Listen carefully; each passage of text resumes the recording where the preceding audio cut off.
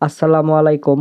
আজকে আমি দেখাবো কিভাবে আপনারা RAR ফাইলকে এক্সট্র্যাক্ট করবেন এবং এক্সট্র্যাক্টকৃত যে কোনো ফাইলকে পুনরায় RAR ফাইলে রূপান্তর করতে পারবেন।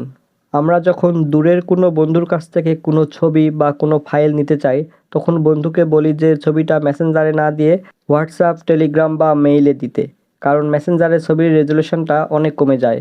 কিন্তু হোয়াটসঅ্যাপ বা টেলিগ্রামেও আমাদের ছবির পূর্ণ রেজুলেশন আমরা পাই না, সেখানেও কিছু রেজুলেশন কমে যায়, ফলে আমাদের ছবিটা ভালো আসে না। আপনারা চাইলে কিন্তু যে কোনো ছবি বা যে কোনো ফাইলকে RAR ফাইলে রূপান্তর করে সেটি শেয়ার করতে পারেন। RAR ফাইলে রূপান্তর করে সেটি শেয়ার করলে সেটা পূর্ণ রেজুলেশনটাই বজায় থাকে। অন্য কেউ সেই ছবিটা যে কোনো মাধ্যমে নিয়ে সেটা আবার এক্সট্র্যাক্ট করলে ছবিটি যেমন ছিল তেমনই পাওয়া যায়, অর্থাৎ ছবির যে পূর্ণ রেজুলেশন সেটি বজায় থাকে। কোনো RAR ফাইলকে এক্সট্র্যাক্ট বা যে কোনো ফাইলকে RAR ফাইলে রূপান্তর করতে আমাদের একটি সফটওয়্যারের প্রয়োজন হবে। সফটওয়্যারটির নাম হলো WinRAR। সফটওয়্যারটি ইনস্টলের জন্য আমরা আমাদের যে কোনো একটি ব্রাউজার ওপেন করব। আমি এখানে ফায়ারফক্স ওপেন করলাম। ওপেন করে সার্চ বারে লিখব RAR ল্যাব, লিখে সার্চ করব। এখন সবার উপরে দেখুন rarlab.com নামের যে ওয়েবসাইটের লিঙ্কটি এসেছে, সে ওয়েবসাইটে একটা ক্লিক করব। করার পরে ওয়েবসাইটটির ভিতরে ঢুকবো। ঢোকার পরে দেখব যে ওয়েবসাইটের ইন্টারফেস এরকম দেখতে। এখন এখানে বাম পাশে ডাউনলোডস নামে যে অপশানটি আছে সেখানে একটা ক্লিক করব। ক্লিক করার সাথে সাথে দেখুন এখানে অনেক ধরনের ফাইল চলে এসেছে। এখন আপনার পিসির কনফিগারেশনের সাথে যেটি ম্যাচ করবে আপনারা সেই ফাইলটি এখান থেকে ডাউনলোড করে নেবেন। আমি উইন্ডোজ ইউজ করতেছি, তাই এখানে আমি WinRAR এর 64 বিটে একটা ক্লিক করব। এখন আপনারা যদি লিনাক্স ইউজ করেন তাহলে পারে লিনাক্সের যেগুলো অপশান আছে সেখানে ক্লিক করবেন। এখানে আরেকটি কথা, আপনারা যদি না জানেন যে আপনাদের পিসি 64 বিট নাকি 32 বিট তাহলে কি করবেন? তাহলে আপনারা আপনাদের পিসির টাস্ক বারে যে সার্চ অপশানটি আছে সেখানে চলে আসবেন। আসার পরে লিখবেন সিস্টেম ইনফরমেশন। দেন এখানে সিস্টেম ইনফরমেশন অ্যাপসটি ওপেন করবেন। করার পরে দেখুন এই জায়গায় আপনার পিসি 32 বিট নাকি 64 বিট সেটা শো করাবে। আমারটা 64 বিট, দেখুন আমি এখানে দেখতে পাচ্ছি। এটি চেক করা হয়ে গেলে আমরা আবার সেই RAR ল্যাব ওয়েবসাইটে চলে যাব।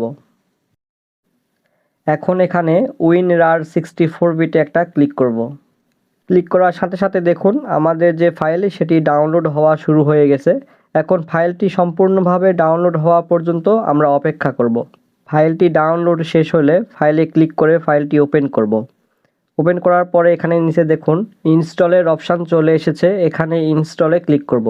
করার পরে এখানে ওকেতে ক্লিক করব। ওকেতে ক্লিক করার পরে এখানে যে ডান অপশান আছে ডানে ক্লিক করব।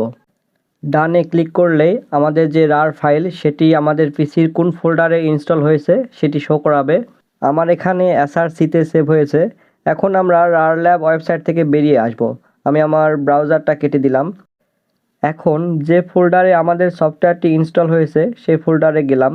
যাওয়ার পর এখানে সফটওয়্যারটিকে ধরে এখান থেকে বের করে নিয়ে আসলাম।